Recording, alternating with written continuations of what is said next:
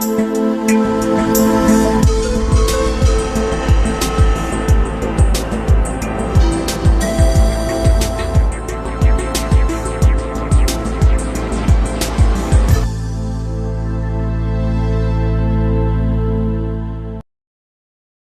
o Senhor Jesus possa nos abençoar, nós encarnados e desencarnados que aqui nos encontramos.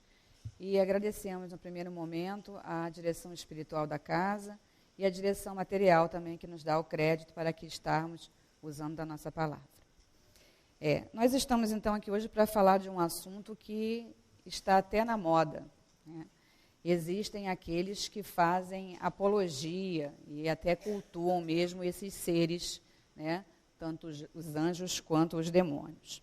Então vamos conversar, né, mesmo que mentalmente aqui eu falando para vocês e vocês refletindo através do pensamento, para que nós possamos sair daqui compreendendo o que a doutrina espírita nos esclarece acerca do assunto. Então eu começo com uma pergunta, né? Apesar de toda essa popularidade do assunto, será que os anjos realmente existem? Popularmente, dizem que sim, né? Então, se eles existem, como eles são? Normalmente, a gente ouve as pessoas dizer que o anjo é uma pessoa bonita, né? Um ser bonito, tem asas, né? Tem uma claridade diferente, né? Uma vibração, emite uma luz, né? Uma luminosidade que abarca um grande espaço, né? Um grande movimento de pessoas. Se diz um ser com um semblante calmo, que passa uma certa tranquilidade. Muitas vezes descrevem como crianças, de cabelinhos encaracolados e bem loirinhos, né? Tanto é que quando a gente vê uma criança assim, a gente fala, que anjinho. Ou normalmente a gente fala assim da criança também. Então passa aquela ideia de inocência. Ou então até de uma pessoa idosa, como experiência. Muitos descrevem os anjos assim também. Então, isso vai variar de acordo com a visão das diversas religiões que existem, e além das religiões, seitas e outras denominações que estudam sobre o assunto. Mas a palavra anjo, né, ela é de origem latim, angelus, que por sua vez deriva-se do grego angelos. Não sei pronunciar corretamente o grego, hein? No idioma hebraico, temos malak. Seu significado básico é mensageiro, né? Quer dizer, para designar um ofício de um ser que tem a tarefa de ser mensageiro. No grego clássico, emprega-se o termo ângelos para também o mensageiro, ou o embaixador para assuntos humanos, que fala e age no lugar daquele que o enviou. Então, é fácil nós entendermos porque todas essas questões estão presentes, né, na vida do ser humano. Porque nós vivemos já muitas oportunidades, tivemos várias experiências, vivenciamos muitas crenças, não lembramos quais, né, o que aprendemos nelas, mas quanto a espíritos imortais, temos isso gravado em nós. Então, essas ideias, que elas, é claro que elas podem se modificar ao longo das nossas vivências, muitas vezes elas ficam arraigadas, impregnadas em nós, em uns mais, em outros menos, mas estão gravadas de alguma maneira esse conhecimento. Então, não é difícil compreender porque, né, sem nós julgarmos as pessoas que fazem apologia a essas ideias e pensarmos até mal daqueles que, né, não entendem, não compreendem, mas que coisa, não está vendo que isso não é possível, né? Mas a gente pode compreender, sim, já que nós aqui, né, temos a oportunidade, nessa casa espírita, como tantas outras, de estudar a doutrina espírita e sabermos que nós temos muitas experiências gravadas em nós. E ainda não nos desvencilhamos delas completamente, né? Ou ainda temos uma lembrança remota, mas aí, isso ainda cala fundo. Então, as pessoas ainda fazem apologia, nós não temos o direito de julgá-las. Então, podemos compreender isso. E hoje, por conta dessa questão, nós fomos pesquisar e descobrimos que existe uma doutrina chamada de angelologia, que é a doutrina dos anjos. Esse termo é teológico. Lá no Wikipédia, para quem, né, gosta de usar a internet, vocês podem ver, né, essas informações lá, foi lá que eu fui buscar, é um ramo da teologia que estuda os anjos. Como os pais da igreja, Orígenes de Alexandria, traz essa informação, não demonstrando interesse especial pela natureza dos anjos. Pode-se dizer que as bases das doutrinas angelológicas ocidentais foram formuladas por Santo Agostinho.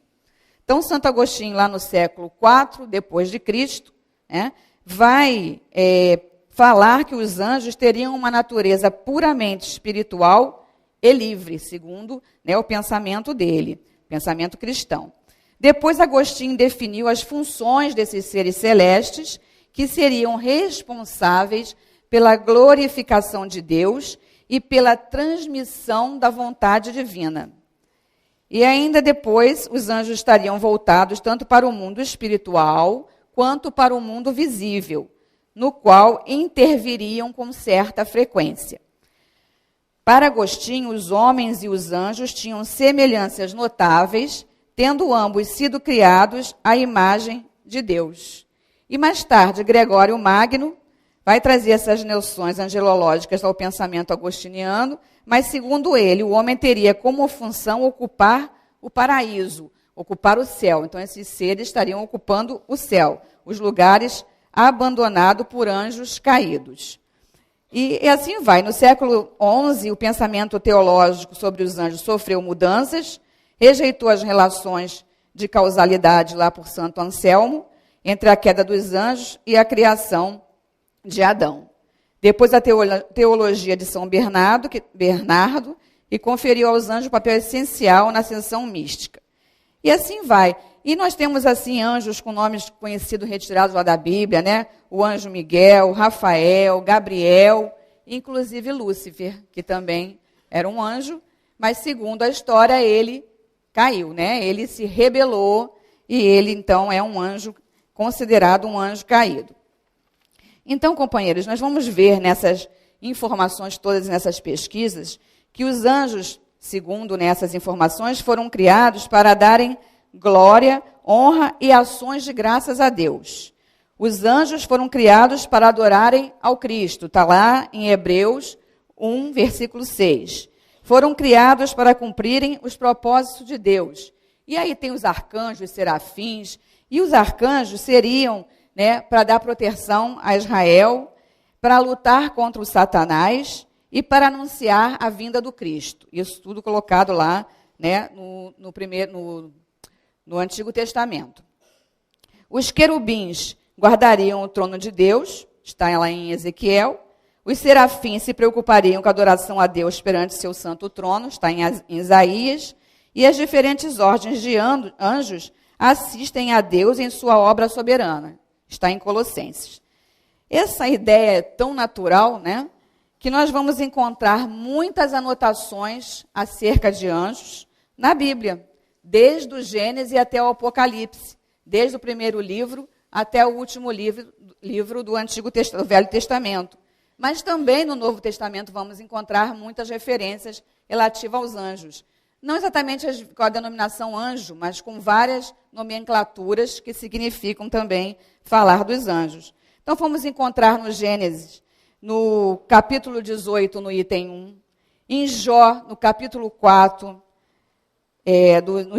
nos versículos, melhor dizendo, de 13 a 24, no Êxodo, no capítulo 25, de 18 a 20, em Daniel, no capítulo 10, no item 13, que fala do anjo Miguel, em Isaías, no capítulo 6, dos versículos 2 a 6, fala sobre os serafins como soberanos, em Tobias, que é considerado apócrifo pelos evangélicos, que fala do anjo Rafael, em Mateus, já no Novo Testamento, no capítulo 26, no versículo 53, que quando Jesus fala das mais de 12 legiões de anjos que poderiam vir e retirá-lo daquela situação difícil e ele não ser crucificado. Mas, como ele diz que está aqui para cumprir a lei, ele não usa desse recurso que ele poderia muito bem utilizar, quanto o nosso Mestre e Senhor.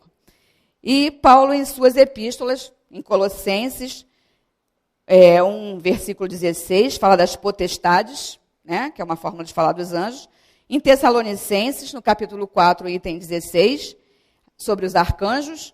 E na Epístola de Judas, que fala do arcanjo Miguel, no capítulo 1, versículo 9. Então, vamos ver que a existência dos anjos é ensinada pelo menos em 34 livros da Bíblia.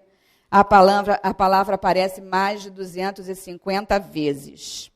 E na vida de Cristo, isso esteve tão presente que nós tivemos notícia lá através dos evangelhos da predição do seu nascimento, né? Da sua anunciação do seu próprio nascimento, quando o anjo Gabriel aparece para Maria. Na proteção dele quanto criança, nós encontramos lá em Mateus, a informação no capítulo 2, versículo 13.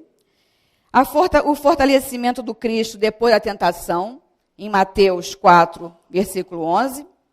Quando eles estavam preparados para defendê-lo, também em Mateus está anotado. Quando confortaram no Getsemane. E quando a pedra que rolava fechou a porta do sepulcro, também está em Mateus. E a anunciação da ressurreição também é anotado em Mateus. Então, nós vemos que é isso tudo, essas informações, né, que estamos trazendo, pode não nos parecer tão importantes, mas são para nos mostrar o quanto isso faz parte da nossa vida, né, de espírito imortal. Estejamos ou não preocupados com isso, né? Há esses seres. Então, será que Deus já criou os anjos como espíritos perfeitos? Pensem sobre isso. Nós vamos ter as informações aqui que não. É claro que não, né? São espíritos puros, que se acham no mais alto grau da escala e reúnem todas as perfeições. São espíritos que iniciaram sua caminhada simples e ignorantes, mas através das múltiplas existências, alcançaram a perfeição. Não poderíamos pensar diferente, né, olhando a característica que a doutrina espírita tem de um caráter evolutivo, né, de uma ideia evolutiva. Então, é claro que ninguém pode ser criado perfeito. Tem-se que construir ao longo do caminho dentro da sua tarefa, essa possibilidade de alcançar a perfeição. Mas será que todos os anjos são bons? A crença popular acredita em tudo, né? Muitas vezes sem pensar. Tanto é que a gente vê que tem, se nós jogarmos a palavra na internet, nós vamos achar milhões de coisas acontecendo em torno disso. Segundo a Bíblia, diz que sim, todos os anjos são bons. Apesar de que, ao mesmo tempo, é na própria Bíblia que nós vamos encontrar a informação que apesar desses seres serem perfeitos, iluminados, vivendo no paraíso, um se rebelou. E ele se rebelou, foi expulso, né, de lá do céu, do paraíso, e foi ocupar aonde, hein? Que lugar? Se ele saiu do céu, aonde será que ele foi parar? Será que no inferno? Então, quer dizer que com isso, Deus criou um lugar específico para ele e, ao mesmo tempo, também ele já sabia que ele ia falhar e ia morar lá no inferno. Né? Então, são coisas para a gente pensar. Lúcifer, a palavra Lúcifer significa portador da luz. Como pode, então, um ser cheio de luz se rebelar contra o seu próprio Criador e criar, então, aí a concorrência? Ir para um lugar que não foi criado por ele, né? Ele já encontrou esse lugar, foi para lá e foi, então, fazer a concorrência ao ser superior. Como nós vamos pensar sobre isso, então? Como pode um ser de luz se modificar tanto assim, se transformar desta maneira, né? Então, vamos pensar sobre isso. Como é que pode funcionar isso? Será que Deus, então, falhou? Primeiro, ele criou seres perfeitos e tinha um no meio que não era tão perfeito assim, que escorregou, né? Que saiu da formatação e foi fazer errado. Depois, ele criou um lugar que essa criatura podia ficar. E que nesse lugar ele correria sérios riscos, né? E faria com que outros também corressem riscos sérios também. E além disso, né, dele ter criado tudo isso, ele criou alguém para falhar. Ora, isso tudo está parecendo uma coisa de um ser criado à semelhança do homem. Alguém, né, que faz as coisas como o homem faz, cheio de vício, de dificuldades, cheio de, né, de sentimentos não tão nobres assim. Então, esse Deus, a gente pode ficar pensando que onde é que está a justiça dele, onde é que está a sua bondade, onde está a sua misericórdia. Não é esse Deus que a gente conhece? Um Deus misericordioso, bom. Como poderia ser um ser desse perfeito, criar um ser perfeito, né? Já criou ele perfeito. Aí ele falha e ainda vai ser delegado, né? Colocado num lugar menos nobre do que os outros. E além disso tudo também, que Deus perfeito é esse que criou uns perfeitos, né? E outros para sofrerem. Outros para passarem por dificuldades, né? Passarem por situações complicadas e ainda serem também, né? Maltratados, vilipendiados por um outro ser que se tornou mal, que desistiu de ser bom. Então, são coisas para a gente pensar, né? Vamos pensando enquanto nós vamos comentando aqui mais adiante. E demônio? De onde vem isso? Vem lá da palavra daimon, do grego, né? Que significa espírito de natureza boa, de natureza benevolente, que tem, né, o desejo de fazer o bem para os outros, de proteger os outros, os menos, né, qualificados, vamos dizer assim. E nós vamos achar isso também lá nas obras de Sócrates, um grande filósofo da antiguidade, que falava de um daimon que o acompanhava a todo o tempo, né, que ele ouvia essas vozes, ou essa voz, que não lhe dizia o que tinha que fazer, mas que o orientava pelos caminhos, pelo menos ele sabia, né, que tinha alguém cuidando dele. Então, e inclusive Sócrates, nós vamos encontrar no nosso evangelho todas essas informações acerca dele como um precursor do espiritismo. Então vamos, né, organizando essas ideias no nosso pensamento. Qual seria a concepção espírita, então, para demônios? Nós vamos encontrar que daimons, tanto em grego quanto em latim, disse de todos os seres incorpóreos, bons ou maus, e que se supõe terem conhecimentos e poderes superiores ao homem. Nas línguas modernas, essa palavra é geralmente tomada no mau sentido, e sua acepção é restrita aos gênios maus. Segundo a crença popular, os demônios são seres essencialmente maus por sua natureza. Os espíritos nos ensinam que Deus, sendo soberanamente justo e bom, não poderia criar seres voltados para o mal e infelizes pela eternidade. Segundo os espíritos, não há demônios na acepção absoluta e restrita da palavra. Há apenas espíritos imperfeitos, que frequentemente não valem mais do que aqueles a que chamamos de demônios. Mas todos eles podem melhorar por seus esforços e pela sua própria vontade. Os espíritos da última classe seriam os verdadeiros demônios se essa palavra não implicasse a ideia de uma natureza perpetuamente má. E nós fomos encontrar lá na Wikipédia a informação sobre diabo, né? E as pessoas têm até medo de pronunciar, né? Não fala este nome, porque pode dar azar, ele pode atrair ele para a gente. E a gente vai ver lá que diabo vem do latim diabolos e do grego diabolos, que significa caluniador ou acusador. É um título mais comum atribuído a uma entidade sobrenatural, quer dizer, maligna lá na tradição cristã.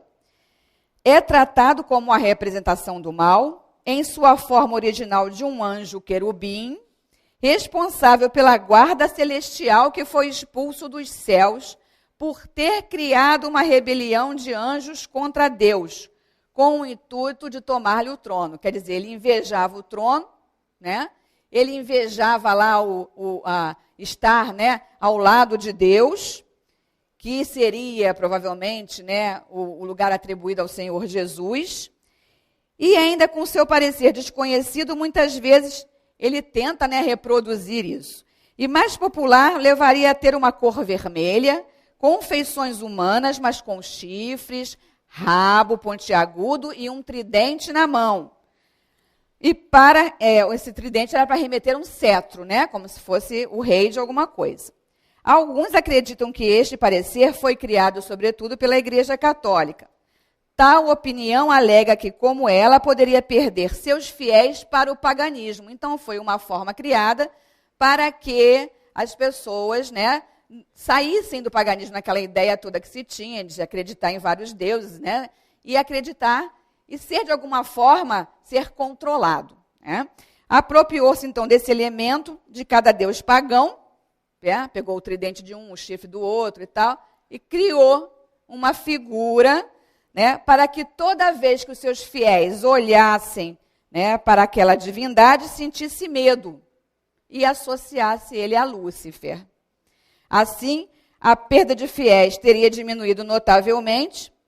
E outra forma comum, quanto ao parecer, corresponde a um ser metade humano, metade bode, com um pentagrama invertido inscrito no corpo, que é a imagem de Bafonete.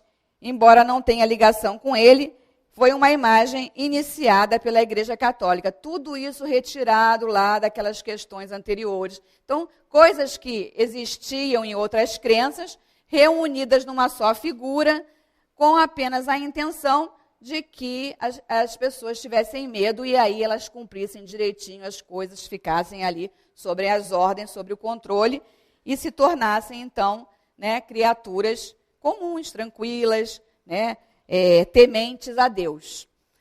E nós vamos encontrar essa ideia ainda hoje. Né? Então, a crença toda sobre isso não explica, mas, infelizmente, nós vamos encontrar essas ideias difundidas largamente, como falei ainda agora, que buscando na internet ou em alguma enciclopédia impressa, nós vamos encontrar. E também hoje a gente encontra filmes, seriados para a juventude, né? Fazendo apologia desses seres, e muitas vezes até de uma forma deturpada lá sobre os anjos que interferem de uma forma negativa na vida das criaturas. E com isso, todo um misticismo que envolve a questão que faz com que as pessoas se mantenham, né, de alguma maneira ali, contida, tolhida. Nessas pesquisas virtuais, fui encontrar também cobrança por isso, né? Você descobrir qual é o seu anjo, o anjo do dia, o anjo da semana, o anjo do mês, o anjo que vai proteger, o anjo que isso, o anjo que aquilo. Mas tem uma cobrançazinha lá, né? Tem o tarô, né? Como várias outras formas. E os cristais, coisas todas misturadas, que no final das contas vai te dizer como é que você vai viver a sua vida. Tá? Nessas pesquisas fomos encontrar também, e eles levam nomes, né, pesquisados lá na Bíblia, né? Nomes de anjos que contém na Bíblia e com alguma modificação. Por exemplo, tem arcanjo chamado Ariel, Metraton, Raziel, Uriel, Zacariel, Camael, tudo El. Né? Então, esses anjos todos vão fazer alguma coisa por nós. Vão nos defender, vão resolver nossos problemas, a gente precisa pagar. Tá? Tem que pagar. É de graça, não. Você tenta pesquisar um pouquinho mais, não vem. Tem que pagar. Tá? Então, com isso você vai descobrir qual o anjo que influencia na sua personalidade, né? Descobrir qual o anjo de acordo com o seu signo, o que você pode fazer naquela semana. E aí tem um cristal correspondente, tem uma cor correspondente da vela que vai acender para aquele anjo. Então, gente, é um monte de coisa que dá uma trabalheira danada, né? Para a gente descobrir como é que a gente vai viver a nossa vida. Tá? Mas isso existe. Existe, funciona para muitas pessoas, né? Funciona assim. As pessoas buscam isso, né? Procuram, não sei o resultado, mas as pessoas buscam, procuram. E, no entanto, Deus nos protege gratuitamente, né? Deus nos oferece os recursos, mas ter essa consciência né? Gravar isso no nosso íntimo, viver a nossa vida pensando nisso exatamente e encontrando as soluções para os nossos problemas, apenas, né, confiando em Deus e buscando através dos nossos esforços, nós precisamos estudar, precisamos ficar atento, precisamos ficar observando as coisas, pensando, elaborando, né, e tirando as nossas próprias conclusões, analisando tudo que vamos ver, que vão nos oferecer. Porque até seria uma grande contradição se esse Deus magnânimo, né, misericordioso e bom, realmente tivesse criado criaturas, né, preterindo uns, preferindo outros, e seria uma demonstração de atributos humanos a um ser superior, não é verdade? Ele nos criou simples e ignorantes, prontos para quê? Para caminhar e lutar, não prontos, perfeitos já. Nós somos perfectíveis. O que é isso? Prontos para sermos perfeitos, para chegarmos lá. Mas sem esforços, de jeito nenhum. Temos que fazer esforços, temos que lutar, né, para que nós possamos merecer esse sucesso que a gente pretende, que é a perfeição. Chegaremos todos, indiscriminadamente. Não tem ninguém escolhido para chegar lá. Todos chegarão. Todos foram criados da mesma forma. E o que quer dizer com isso, então? Que a Bíblia está errada falando dessas coisas todas? Então, vão pensar assim, mas você está querendo dizer, então, que a Bíblia está errada? Claro que não. Lá aqui na parte 1 do Livro dos Espíritos, no capítulo 3, nós vamos encontrar a parte que fala das considerações e concordâncias bíblicas concernentes à criação. E Kardec vai dizer para mim que a Bíblia... Para nós... Para mim, ele falou só para mim. Para nós, né, que a Bíblia não é um erro. O homem é que se equivocou na sua interpretação, né? Mas como é que pode o homem se equivocar com essa interpretação? Sim, é natural. Naquela época, onde as coisas foram, né, todas colocadas ali naquela obra, o homem não tinha o conhecimento que tem hoje. O ser humano não tinha conhecimento tecnológico, o desenvolvimento moral também, né, estava bem aquém. Não quer dizer que hoje nós estejamos, né, ainda no ponto que tínhamos que estar, mas nós já nos desenvolvemos bastante. Desenvolvemos bem melhor do que, né, já colhemos hoje ideias como nós encontramos lá no Evangelho, um espírito amigo falando para a gente, se não me engano é Fênelon, não tenho certeza, que nós hoje já somos muito melhores do que fomos há 100 anos atrás. Ele falou só de 100 anos. Imagine, né? Vamos voltando, fazendo as contas.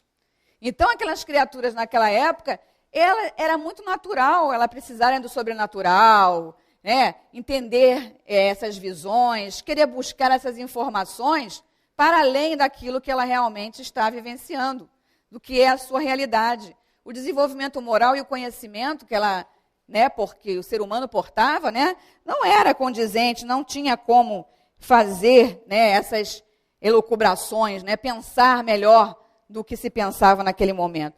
Então, aceitava-se tudo isso, né? Então, é muito natural esse equívoco. Agora, nos dias de hoje, a gente precisa pensar mais, né? Por quê? Porque agora a gente já detém um conhecimento maior. Agora, nós já temos acesso à informação que muda, né, de uma forma muito veloz. Então, não tem mais porquê, né, nós que já temos, né, o contato com a informação, ficarmos vivenciando essas questões todas que não vão nos levar a lugar nenhum. Então, a nossa maior dificuldade, né, quanto ser humano ainda imperfeito, é isso, é de não sabermos interpretar exatamente as questões como elas estão se apresentando para a gente. Então, nós precisamos fazer o quê? Parar, pensar, analisar, fazer como Leon Denis nos ensina. Está lá no livro Problema do Ser e do Destino. Quem tiver dúvida, vai lá no capítulo Pensamento, Reforma do Caráter, estuda lá que ele está explicando direitinho, está dando toda a dica para a gente, de como que a gente faz para viver bem. Além, é claro, né, do nosso Evangelho, que é o grande manual do bem viver, onde nós encontramos todas as respostas para os nossos problemas. Nós encontramos por quê? Porque nós fomos criados inteligentes, nós fomos criados livres. Então, a gente não precisa se prender a nada, nem a ninguém, nem muito menos nas ideias dos outros. Nós temos as nossas próprias e podemos melhorá-las a cada momento em que vivemos. Então, essas questões que vão aparecendo para a gente, essas informações boas, elas não caem do céu, não. Somos nós que fazemos o nosso movimento para chegarmos até elas. Descobrir que informações são essas. Será que essa informação que estão passando para a gente, essa apologia que estão fazendo, essa ideia, porque é moda, porque fulano disse, não, foi um ícone da televisão, né, da mídia televisiva, cinematográfica, que falou, pronto, aí vira lei. Não, nós temos que parar, pensar, analisar e verificar se aquela ideia realmente vai nos trazer se essa informação vai trazer para a gente um resultado que vai nos fazer ficar bem, pelo menos no nosso bem-estar, a gente tem que pensar. E quando a gente pensa no nosso bem-estar, automaticamente nós estamos oferecendo o bem-estar daquele que estão ao nosso redor. Porque quando nós não estamos bem, aqueles que estão próximos da gente também não vão ficar. Às vezes a gente é egoísta, né? Só às vezes. Aí a gente pensa assim, não, né? Eu estou bem, sou eu, ele que se vire, cada um que busque, né, a sua felicidade. Tudo bem, mas a gente pode contribuir, né, uns com os outros, para a felicidade uns dos outros. Às vezes são coisas pequenas que a gente não valoriza tanto, mas que vai fazer a felicidade do outro ou trazer a nossa própria felicidade. E é assim, de pedacinho em pedacinho, de pouquinho em pouquinho, que a gente constrói, né, a grande felicidade que todos nós esperamos, que é de ser perfeito. Então, a doutrina espírita vai trazer para a gente, através do Senhor Jesus, essa ideia de pai amoroso e bom. Ele traz a lei de amor. Então, não cabe, a partir das informações de Jesus, não cabe mais ficarmos ligados, né, esperando que outros vão resolver os nossos problemas ou acusando outros dos nossos problemas. Colocando a culpa, né, numa figura determinada que um dia alguém descreveu, deu um nome, deturpou, né, porque nós muitas vezes não sabemos o valor da palavra, não sabemos o que significa aquela palavra, e saímos por aí falando a palavra. E saímos por aí colocando uma informação ou até uma responsabilidade naquela palavra que ela não tem, por falta de conhecimento, por falta de esclarecimento, né? Muitas vezes até por preguiça de procurarmos saber o que aquilo significa. O que é isso que eu estou dizendo? Para que serve isso que eu estou dizendo? Então, com isso, ainda mais quem lida com criança, e a maioria de nós sempre tem uma criança por perto, mesmo que não seja a nossa, né? A dos nossos parentes, amigos, vizinhos, que está, com todos os olhos atentos, prestando atenção no que estamos falando e fazendo. Então, é muito importante nós prestarmos atenção. E não só a criança. Tem sempre alguém se espelhando em nós. Eu sempre falo isso, eu não canso de dizer, porque é uma grande verdade. E isso é muito importante para a nossa vida.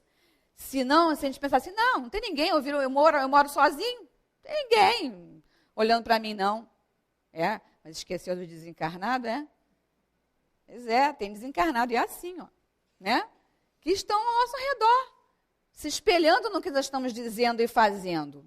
Olha a nossa responsabilidade. Então, precisamos saber, precisamos olhar, né?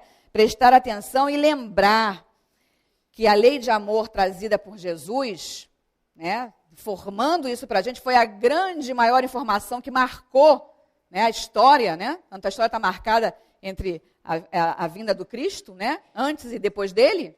Então, as informações que ele trouxe são muito ricas, né? E Kardec, no livro O Céu e o Inferno, né, dedica a nós assim o capítulo 9 aos anjos e o capítulo 10 aos demônios. Quer dizer, ele dedica a eles né, a explicar sobre tudo em relação aos anjos e aos demônios. Então, ele explica aqui os anjos segundo a igreja, né, na visão do espiritismo, e os demônios também. Então, ele vai falar para a gente o seguinte, todas as religiões, sob diversos nomes, tiveram anjos. Quer dizer, seres superiores à humanidade, intermediários entre Deus e os homens.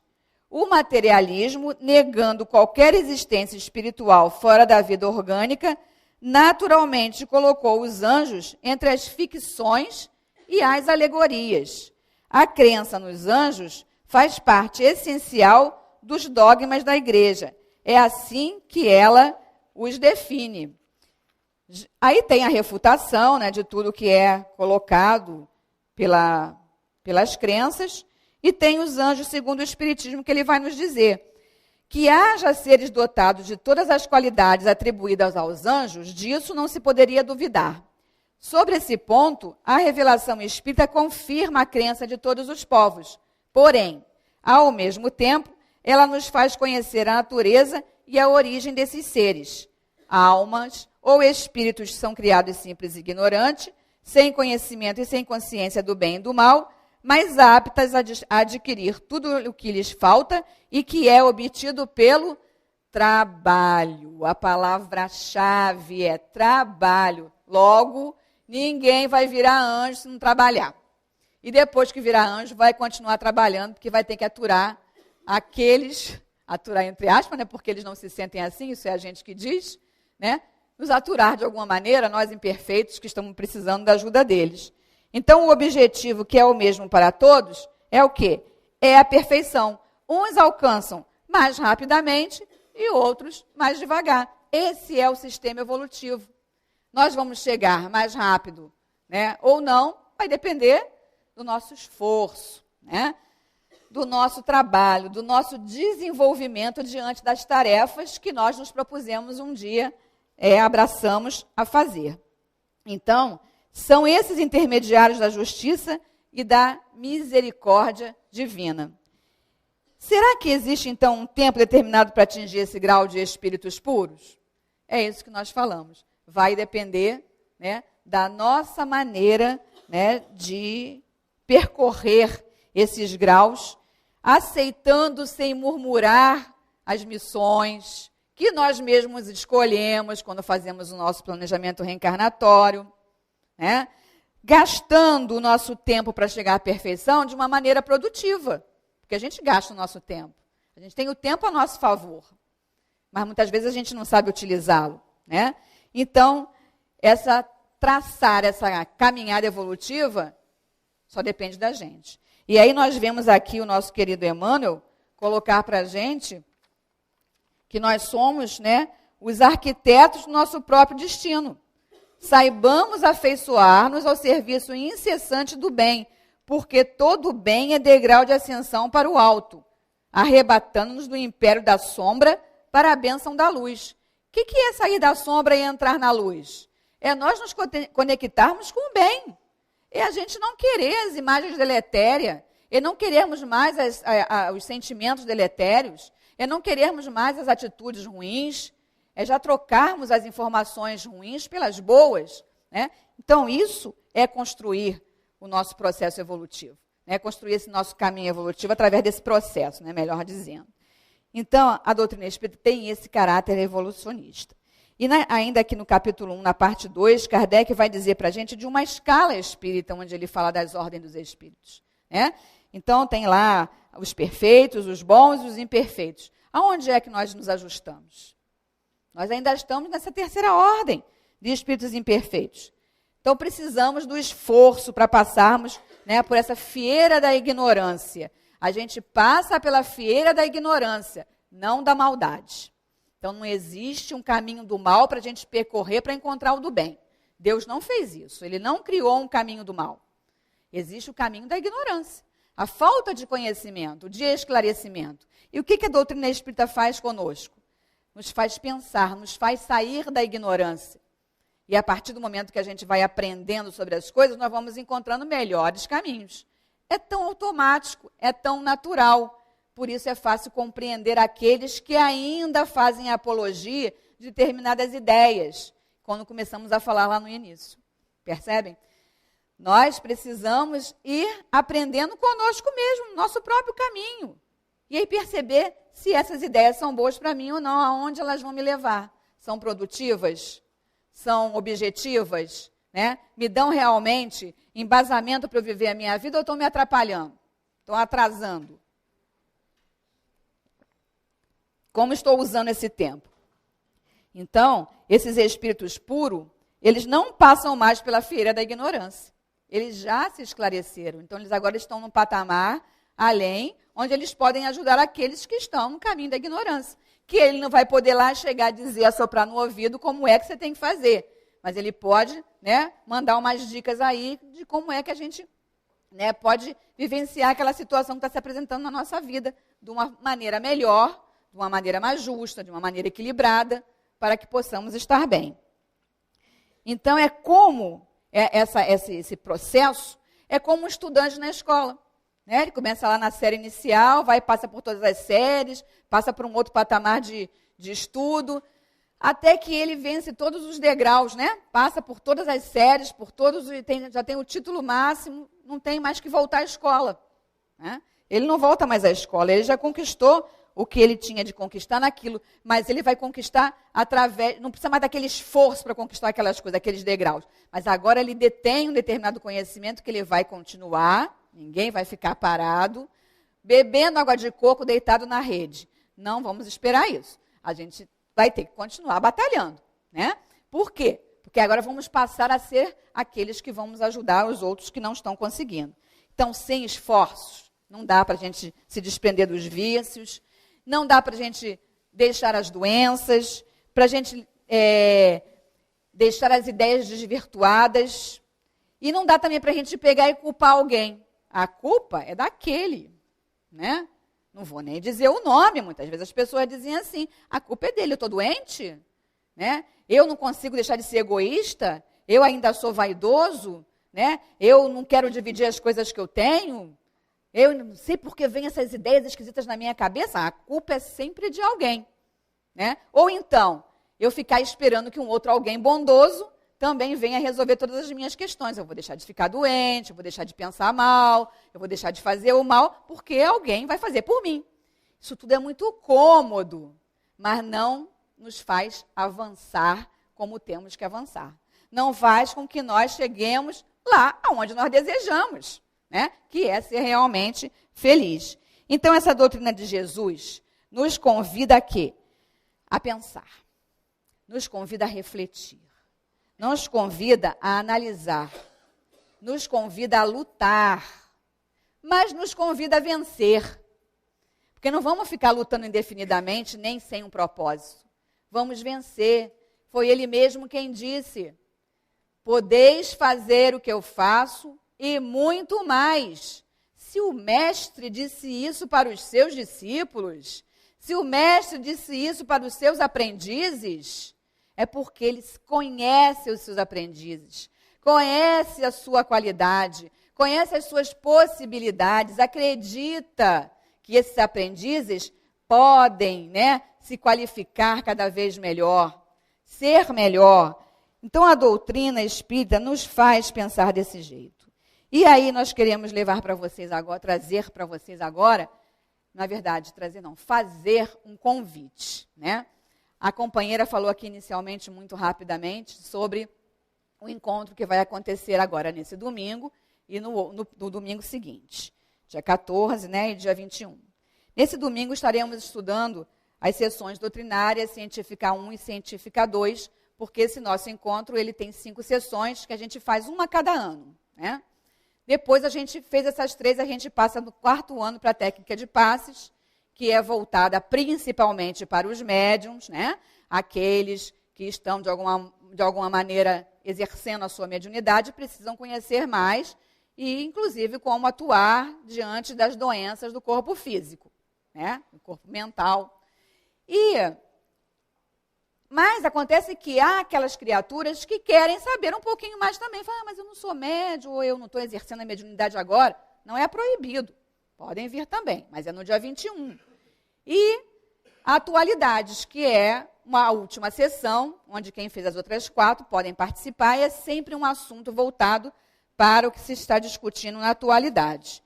Esse ano vai estar se discutindo as características de um planeta de regeneração, que é uma questão que está aí se discutindo bastante, sobre transições, né, e tal. Então, aqueles que já fizeram todas as outras sessões podem estar estudando nessa sessão. Podem estudar nessa sessão. Mas a sessão doutrinária e a científica 1 e a 2 que vamos falar nesse domingo, a doutrinária é a básica, né? Aquela que vai receber aqueles que nunca ouviram falar sobre medicina espiritual. Nela nós vamos estudar por que ficamos doentes, né? Como vamos nos curar e o que fazer para não ficar doente, quer dizer, a prevenção, que é aquele momento consolador. E aí nós vimos aqui que na página, né, de hoje, Emmanuel nos coloca aqui o seguinte: é assim que o malfeitor genial, não obstante trazer consigo o acervo da própria cultura devidamente arquivado, volta a corpo enfermiço, quase sempre para sanar na idiotia os desequilíbrios com que se fez o empreiteiro da delinquência. É ainda aí que todos nós, apesar de conservarmos intactos, adentro do cérebro e do coração, os nossos valores íntimos, sem quebra de qualquer dos recursos que possuímos, padecemos na terra a incursão de moléstias difíceis, tanto quanto o domínio de circunstâncias constrangedoras a nos asfixiarem as melhores aspirações, pagando, através do vaso físico atormentado, os erros conscientes cometidos no pretérito próximo ou remoto, perante a lei de amor que nos governa o caminho. Então, o que Emmanuel está querendo aqui nos ajudar a dizer para vocês? Que nesta sessão doutrinária nós vamos estar estudando, nós vamos estudar exatamente sobre essas questões. Como é que nós ficamos doentes? Por que nós ficamos doentes? Nós, então, não podemos culpar ninguém sobre as nossas doenças? Então, quer dizer que não tem um ser malfazejo que pode ser culpado de estar me atormentando e por isso eu adoeci. Então, não tem um ser bondoso e maravilhoso que está, de alguma maneira, me prevenindo dessas doenças, desses males que eu estou sofrendo. Por que, então, aquelas coisas difíceis na minha vida estão acontecendo e eu não posso culpar ninguém, nem esperar que ninguém resolva? Eu mesmo que vou ter que ir à luta. Então, nós, nesse encontro, poderemos estar vendo como é que isso funciona na nossa vida. E aí, e aqueles que já estão doentes? Como é que vai se curar? E essa doença onde se encontra? Será que essa doença está só no corpo físico? A doença é do corpo físico? Quem está doente? É o corpo ou é o espírito? São os dois? Dúvidas cruéis. Iremos tirar essas dúvidas amanhã, né? Aqui no encontro. E como é que nós vamos nos prevenir contra essas doenças, então? Contra esses males que Emmanuel fala para a gente aqui? Essas moléstias difíceis que padecemos na Terra. Será que dá para a gente dar uma voltinha, escapar, sair fora disso? Porque, afinal de contas, olha lá, o meu vizinho não sofre. A vida dele é uma maravilha. E a minha vida é uma vida atormentada. Muitas vezes a gente não pensa assim. Então, no encontro, a gente pode, de alguma maneira, refletir sobre essas questões. Será que o vizinho foi privilegiado por Deus e eu ganhei todas as moléstias? Não é possível, já estava acontecendo isso e agora aconteceu mais aquilo. Mas a criatura já não está com essa doença e aparece mais aquela outra doença, aquela que ninguém quer dizer o nome. Por que será? Será que tem um porquê? Ou será que é por acaso que essas coisas estão acontecendo? Então, companheiros, essa doutrina que é evolucionista, né, aproveitando o estudo de hoje, faz a gente pensar todas essas questões.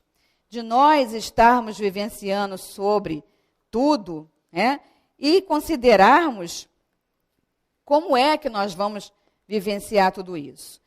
Eu vou trazer para vocês aqui, assim, para a gente ir fechando, na Epístola de Pedro, contida no Novo Testamento, em que ele fala para a gente sobre a prática do bem exemplificada na fé